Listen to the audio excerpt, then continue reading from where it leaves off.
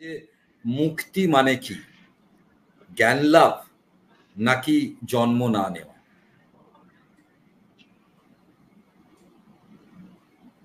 মুক্তি মানে, এটা ভাগবতের শ্লোক আমি বলছি, মুক্তির হিত্বা অন্যথা রূপম স্বরূপেণ ব্যবস্থিতি।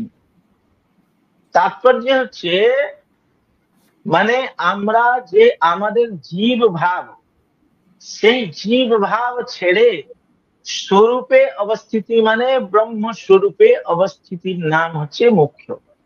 মানে ব্রহ্মস্বরূপটা আমাদের নিত্য। ভগবান শঙ্করাচার্য বলছেন ব্রহ্মভাবশ্চ মোক্ষ, আর ব্রহ্মভাবই মোক্ষ। আর ব্রহ্মভাবটা হচ্ছে নিত্য, মোক্ষ নিত্য, মানে ব্রহ্মভাবটা নিত্য। কিন্তু অজ্ঞানের কারণে আমরা নিজেকে অন্য মনে করি। আর যখন বিচারের দ্বারা, শ্রবণ মনন নিধিধ্যাসনের দ্বারা যখন ব্রহ্মাকারাকারিত চিত্তবৃত্তি হয়, হ্যাঁ, যে অখণ্ডাকারাকারী চিত্তবৃত্তি হয়, তখন অজ্ঞান নাশ হয়ে যায়। অজ্ঞান নাশ হয়ে যাওয়াটাই মোক্ষ বলা হয়।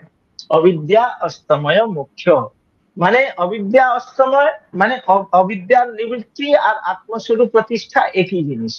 মানে নিজের স্বরূপে, মানে ব্রহ্মস্বরূপে প্রতিষ্ঠার নাম হচ্ছে মুক্তি। জয় গুরু।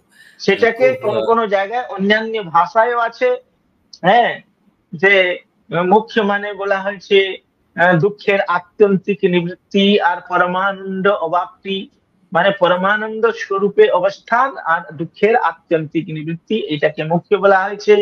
কোন কোন জায়গায় অবিদ্যা নিবৃত্তিকে মুখ্য বলা হয়েছে, কোন কোন জায়গায় আপনি স্বরূপে, মানে ব্রহ্মস্বরূপে অবস্থানকে মুখ্য বলা হয়েছে।